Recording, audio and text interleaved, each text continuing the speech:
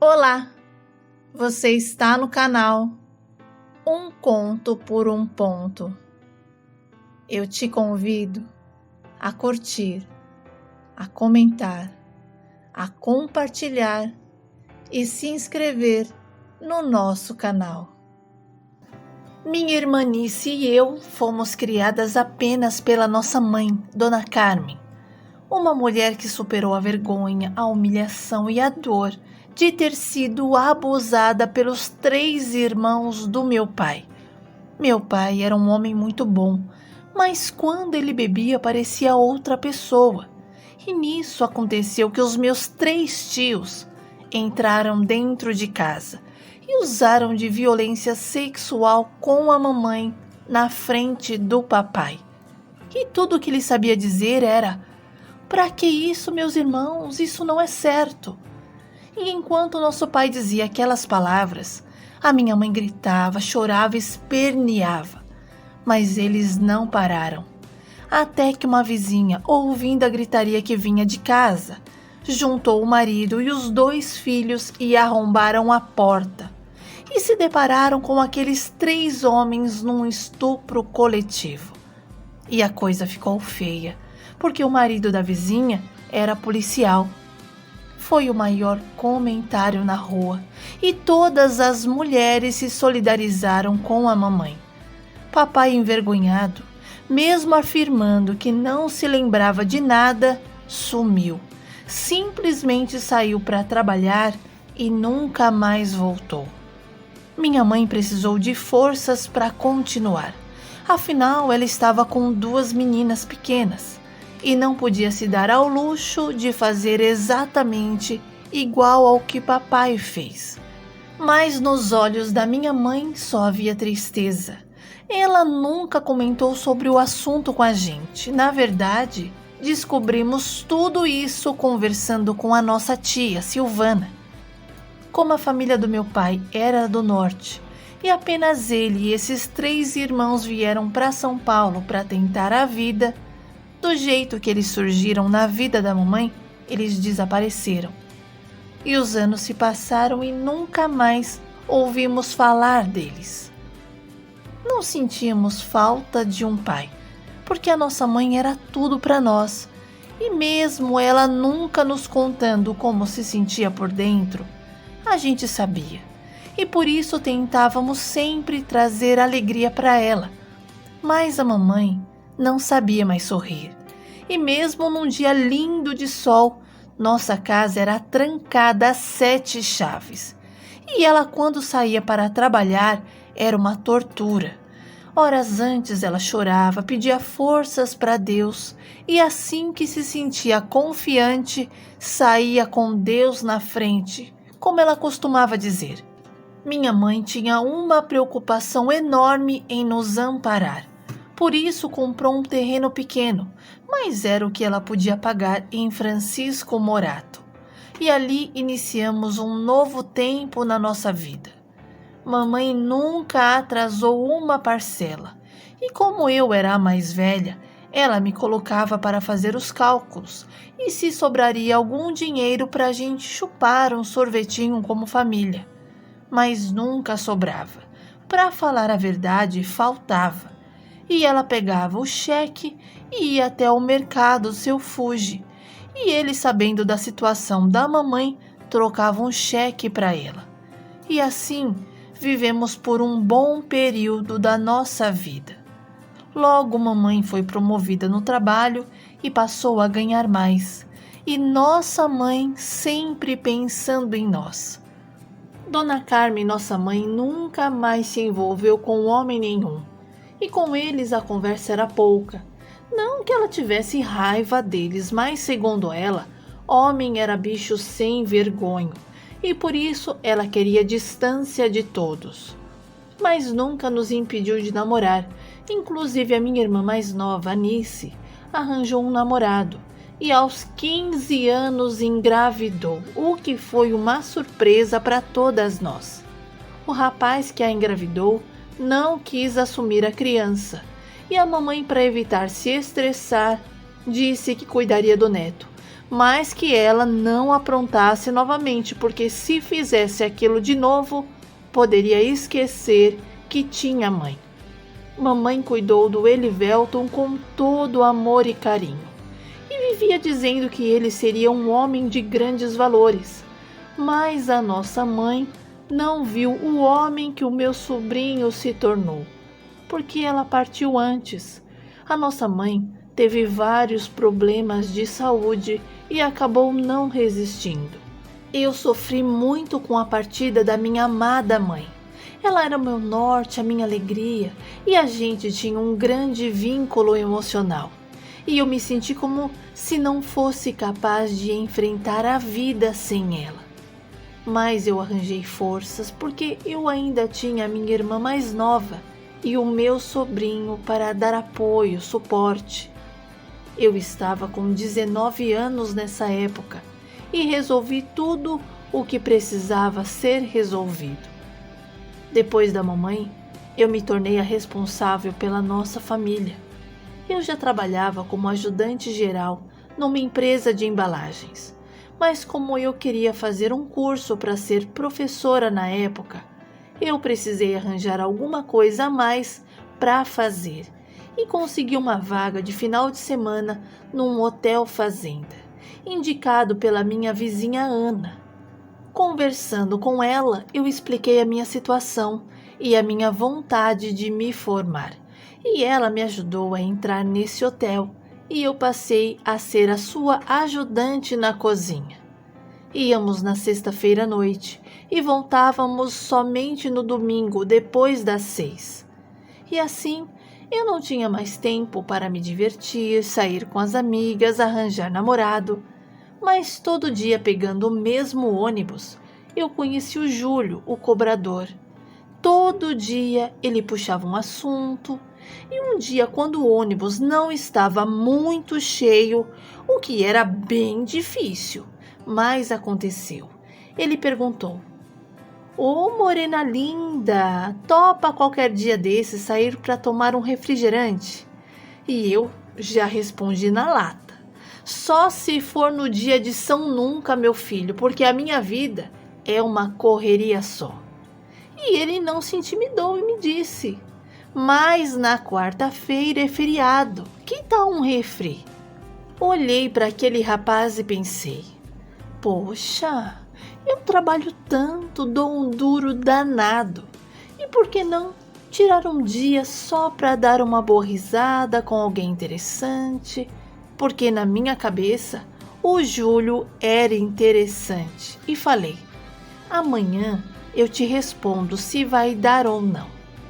E ele sorriu e disse: "Desse jeito você só melhora as coisas entre nós." Me deu uma piscadinha e eu apertei o sinal e desci no ponto de sempre. E fiquei pensando no cobrador naquela noite, no dia seguinte, e quando eu entrei no ônibus para voltar para casa, assim que ele me viu, falou: "Estou ansioso pela resposta." E eu respondi: "Está tudo bem, eu aceito o seu convite." O Júlio anotou o número de telefone da casa dele num papelzinho e falou: "Depois das 10 me liga aqui nesse número, que eu já estou em casa. Aí a gente se fala melhor." Peguei aquele papel como se fosse um troféu e guardei com grande carinho dentro da minha bolsa. Quando eu cheguei em casa, não vi a hora de dar 10 horas para eu poder dar uma ligadinha pro moço. A minha irmã até percebeu a minha ansiedade e eu disse: "É que eu conheci um moço e eu vou ligar para ele." Nice ficou feliz por eu ter conhecido alguém e só me pediu para eu não ir com tanta pressa ao pote. Mas eu não era e nunca fui dessas, e só estava empolgada e nada mais. Quando deu 10h15, eu liguei na casa do Júlio e quem atendeu foi a mãe dele, a dona Dilma. Me atendeu muito bem, perguntou quem eu era, da onde eu era e depois chamou o moço dizendo: "Filho, a Néia está no telefone para falar com você." Júlio pareceu que veio correndo, porque ele estava ofegante e me falou: Nossa, estava ansioso por essa ligação, até que enfim a gente vai poder conversar sem pressa. Mas mal sabia ele que eu tinha pouquíssimas fichas telefônicas, e sem contar que o orelhão ficava na outra rua. Pensa num medo que eu estava, porque naquela hora poucas pessoas passavam por ali. Mas graças a Deus nada aconteceu e as minhas fichas duraram bastante tempo. Combinamos de nos ver numa praça e no dia seguinte, na hora marcada, lá estava o Júlio. Tivemos uma tarde agradável e ele se mostrou um bom rapaz, com boas intenções, me falou sobre a sua família, seu trabalho, e eu falei sobre a minha vida, e a gente foi se conhecendo. Não tivemos um beijo, porque eu achei que era muito cedo, mas ficamos nos olhares à vontade. A gente passou a se comportar como namorado, mesmo não namorando. Quando eu entrava no ônibus, o Júlio me perguntava: Como foi seu dia, meu amor? E eu respondia. E no final, quando estava para descer, ele dizia: Um beijo, minha vida, vai com Deus. E a gente se fala mais tarde. Nos falávamos quase todas as noites e eu acabei viciando em fichas telefônicas. Porque quando eu não encontrava uma para ligar para o Júlio, eu ficava de mau humor, irritada, brava com a Nice e com o Elivelto. Criamos coragem e passamos a namorar. E conheci os pais do meu namorado e apresentei a ele a minha irmã e meu sobrinho. Eu ainda tinha aquela rotina de ir para o Hotel Fazenda aos finais de semana, mas a gente conseguia arranjar tempo para nós. E depois que começamos a namorar de verdade, o Júlio, quando saía do trabalho, ele passava em casa, ficava um pouco, jantava com a gente e depois ia para a casa dele.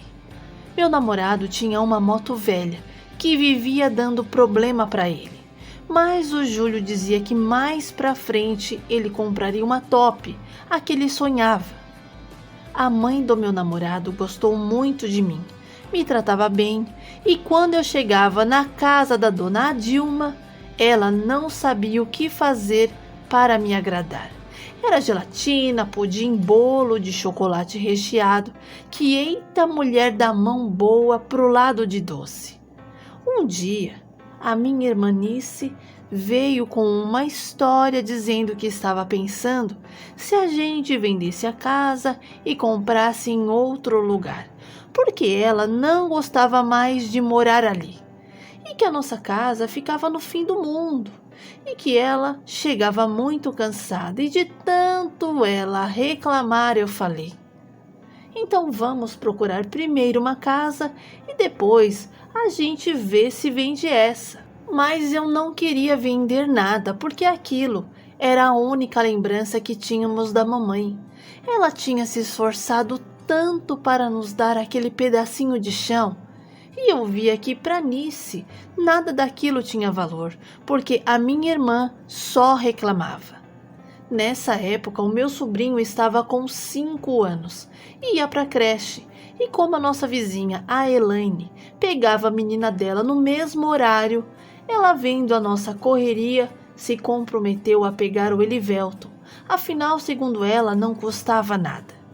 Nossa, ela foi muito gentil em fazer isso para nós e por nós, porque o nosso horário não batia com o da creche, e por isso conversei com a Nice e dei a ideia de dar um dinheirinho para ela, já que ela estava sendo gentil.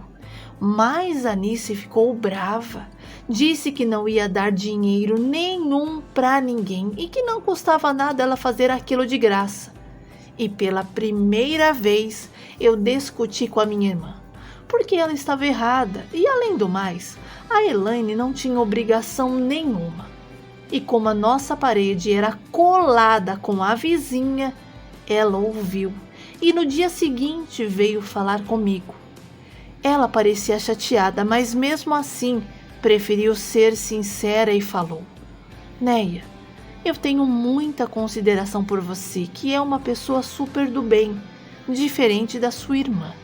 E eu nunca pedi nenhum tostão para trazer o Elivelton. Eu pego porque eu sei da correria de vocês. E se fosse só por ela, eu juro que mesmo com dor no coração, eu não traria o menino. E ela ia ter que se virar. Mas como eu gosto muito de você, eu vou continuar pegando ele. Mas eu não quero nada. Eu nunca pedi nada, é pela amizade mesmo. Ai, fiquei com uma vergonha dela ter ouvido e pedi 1000 desculpas. E entre nós ficou tudo resolvido. Mas a Elaine não suportava minha irmã. E meu sobrinho só voltava para casa quando eu chegava e passava na casa dela e pegava o menino, porque nem isso a Nice fazia. E minha irmã ainda dizia que era bom ficar longe, senão era capaz de dar na cara da Elaine. E eu abominava os pensamentos da Nice. A minha irmã começou a trazer várias pessoas para ver a casa. E como eu só andava na correria, deixei ela resolver aquilo. Afinal, ela era muito esperta para ser enganada. E quando eu perguntava se tinha alguém interessado, ela sempre dizia que não. E Nice me pediu para deixar os documentos da casa assim, mais acessível a ela, já que eu trabalhava direto. E eu mostrei para minha irmã onde ficavam todos os nossos documentos. Afinal, o que era meu era dela também. Peguei 30 dias de férias na empresa e resolvi ir trabalhar no Hotel Fazenda. Eu já tinha bastante amizade com o gerente do lugar, com as pessoas, e como eles gostavam do meu trabalho e da minha dedicação, não viram problema algum. Conversei com a minha irmã, dei o número de telefone do hotel para ela caso precisasse, expliquei para o meu namorado que iria trabalhar 15 dias direto e só nos veríamos depois do dia 16. A princípio, o Júlio não gostou. Falou que eu só pensava em trabalho, tal, mas acabou entendendo. Sinceramente, vi aqueles 15 dias no Hotel Fazenda como um descanso. Embora trabalhasse muito, eu me divertia bastante. O pessoal era bacana, divertido e sempre depois do expediente, a gente saía para dar uma voltinha pela cidade. E eu acabei conhecendo o Paulino. Ele era um dos monitores infantis e esse moço amava a criança. E mesmo eu fingindo não o ver, ele me cantava na cara dura. Mas eu tinha namorado e por isso nunca dei confiança para ele. Mas o moço procurava sempre estar perto de mim e falava que tinha nascido para ser o pai dos meus filhos. E isso ele dizia assim na frente da galera. E o pessoal, como conhecia ele bem mais tempo do que eu, dizia: esse aí é pra casar. E eu olhava pro Paulino e sentia uma tremenda coisa boa. Sonhava com esse moço e nos meus sonhos a gente sempre estava se casando. Mas o meu coração era do Júlio e eu nunca traí o meu namorado conscientemente. Mas nos meus sonhos o meu namorado sempre era o Paulino e o Júlio nem aparecia. Durante esses 15 dias que trabalhamos juntos, o Paulino me disse que faria qualquer coisa para me ver feliz. Ainda mais sabendo do meu sonho em ser professora, sabendo da minha história, da história da minha família. Segundo ele, toda vez que os olhos dele me viam, o coração se enchia de amor, mas que me respeitava por eu ter alguém e que só iria tocar no assunto novamente no dia que eu tivesse livre para ouvir. Mas antes de eu voltar para minha casa, ele me entregou o número de telefone dele e me disse: se precisar de qualquer coisa, me liga. Onde eu estiver, eu vou largar tudo só para te ajudar, seja como amigo ou como seu amor. Peguei o número dele e guardei na minha carteira. Voltei para minha casa e no meio do caminho eu fui me sentindo estranha, com uma sensação esquisita por dentro. Fiz o caminho de sempre e na hora que eu pontei o pé na rua da minha casa, eu ouvi uma voz me dizer dentro de mim: não se assuste, você não está sozinha, eu estou com você. Parei no portão da minha casa e vi tudo escuro, tudo trancado. Chamei pela minha irmã e nada dela aparecer. E nisso, a minha vizinha a Elaine saiu do portão e falou meio que no sussurro: Neia, vem aqui, a gente precisa conversar. E eu já fiquei assustada e ela falou: vamos entrar, venha, que eu tenho um assunto delicado para tratar com você. E eu já comecei a tremer. Perguntei onde estava minha irmã, meu sobrinho, e a minha vizinha me respondeu: calma, o seu sobrinho está dormindo. Ele está aqui comigo desde sexta-feira. Eu na hora falei: desde sexta-feira? E a minha irmã onde está? Não, Elaine, não pode ser o que aconteceu com a minha irmã. E já comecei a chorar. A minha vizinha me pediu para que eu me acalmasse porque a minha irmã estava bem. Eu respirei fundo e perguntei onde ela está então. A minha vizinha me respondeu: a sua irmã foi embora com seu namorado. O quê? Que loucura era aquela? A Elaine só podia estar brincando comigo. Mas a Elaine não estava. Fiquei sabendo que Anice tinha vendido a casa de porteira fechada. Deixou o meu sobrinho com a vizinha na malcriação, porque, segundo a Elaine, Anice disse que se ela não ficasse com o garoto, ele iria ficar na calçada jogada aos ventos. E como ela era capaz daquilo, a vizinha temeu e ficou com o menino. A minha irmã deixou os documentos do filho, as roupas deles, as minhas, porque disse que íamos precisar, e foi embora sem olhar para trás. Além disso, a Elaine contou também que o meu namorado apareceu com a moto e a levou. Mas antes, a Elaine disse que todas as noites, enquanto eu estive fora, o meu namorado dormia na minha casa com a minha irmã. E ela viu os dois se beijando. E quando ela perguntou o que era aquilo, a minha irmã xingou a Elaine de fofoqueira, sapatona e de tudo que era nome. Eu choquei. Aquilo só podia ser um engano. O Júlio não seria capaz de fazer aquilo comigo e nem a minha irmã. Pedi para Elaine deixar eu usar o telefone dela e liguei na casa do Júlio. E quando a mãe dele atendeu, eu perguntei onde estava o Júlio. E a dona Dilma até gaguejou e me respondeu: eu achei foi uma pouca vergonha o que meu filho com a sua irmã fizeram com você. Eles foram embora e eu nem sei para onde, minha filha. O Júlio parecia até um outro rapaz. Pediu a conta no emprego, pegou umas mudas de roupa e disse que não aguentava mais morar aqui. No telefone eu chorei. A mãe do meu namorado chorou e até a Elaine chorou. Contei que a Anice tinha ido embora e deixado o meu sobrinho. E a mãe do Júlio me desejou boa sorte e falou que se eu precisasse de qualquer coisa, ela estaria por ali. Mas eu nunca mais voltei na casa dela e ali terminou a nossa amizade. Fiquei sem casa para morar e nem tive como entrar em casa porque até as chaves da porta e do portão eram outros. E eu fiquei um bom tempo sem saber como a minha irmã conseguiu vender a nossa casa sem a minha permissão. A minha sorte foi que a Elaine estava disposta a me ajudar. Ela era casada com a Lilian e as duas não viram problemas em me abrigar na sua casa, até eu me organizar. Os novos moradores se mudaram e eu até tentei conversar, explicar a minha situação, mas eles não quiseram saber. Disseram que tinha comprado a casa e o problema não era um deles. e que eu fosse atrás da minha irmã, porque o dinheiro da casa era com ela.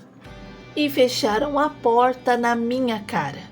E como eu não sabia onde a Nice estava, deixei pra lá.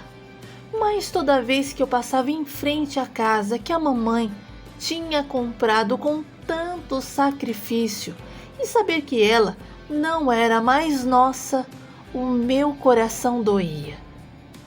Eu evitava ao máximo incomodar a Elaine e a Lilian, e assim que eu chegava do trabalho, já corria para ajudar.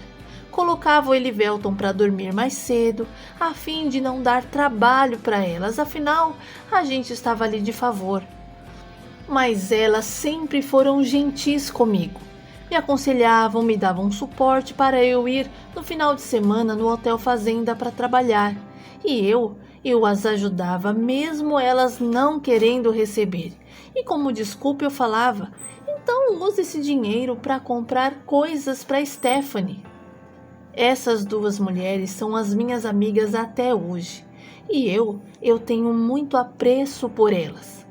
Contei o acontecido para o Paulino e ele se comoveu com a minha história, que disse que iria até mim, e realmente ele veio. No dia seguinte da minha ligação, ele apareceu na casa onde eu estava. Conheceu a Elaine, a Lilian, agradeceu as duas em me abrigarem. Nossa, ele se comportou como um verdadeiro cavalheiro. Paulino tinha um Chevette vermelho e, para não voltar para casa no meio da madrugada, ele dormiu no carro e no dia seguinte saiu comigo para procurar uma casa. Mas não encontramos nada e por isso fiquei 6 meses morando com a Elaine e com a Lilian. E elas eram como irmãs para mim. Meu sobrinho não sentiu falta da mãe porque ele já era acostumado comigo. O Paulino, em momento algum, tentou se aproveitar da situação. E eu, que percebendo o grande homem que ele era, acabei me rendendo a ele. E confesso que me apaixonei. Me apaixonei como nunca antes. A gente tinha muita química juntos, pensávamos como família, equipe. E ele colocou Elivelton e eu para dentro da sua vida. Me levou para conhecer a sua família e eles me receberam de braços abertos. O meu sobrinho era visto como meu filho e no final o Elivelton passou a me chamar de mamãe e eu gostei de ouvir ele falar mamãe. Eu me sentia tão grande, tão valente e agora mais do que nunca eu tinha alguém para proteger. 6 meses depois, aluguei uma casa e me preparei para o casamento. Eu só queria que o Paulino viesse morar comigo depois do casamento, e ele achou justo. No dia do meu casamento, eu tive a Elaine e a Lilian do meu lado, e elas me ajudaram em tudo. Foram as irmãs que eu não tive. Eu chorei. Eu chorei muito porque bateu uma grande saudade da minha mãe. Eu queria muito que ela estivesse ali. E no momento que eu pensei isso, eu senti um ventinho gostoso passar por mim, como se realmente ela estava.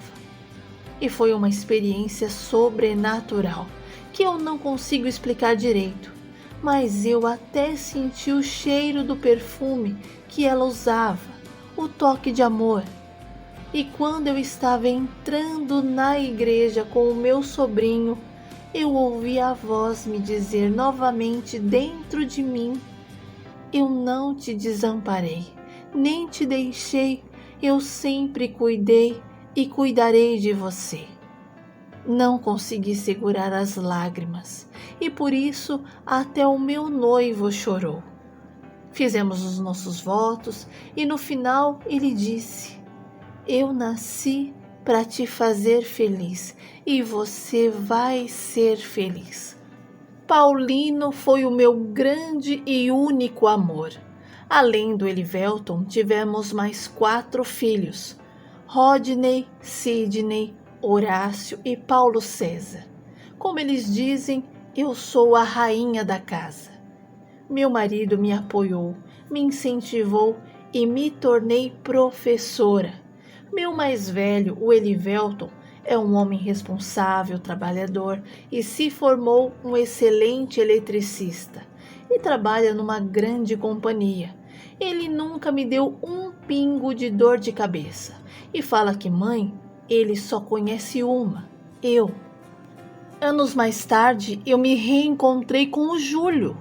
Ele estava muito acabado, mas eu criei coragem e fui falar com ele.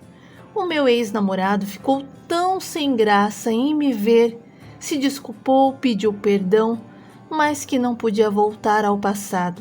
E eu dei graças a Deus por ele não poder voltar.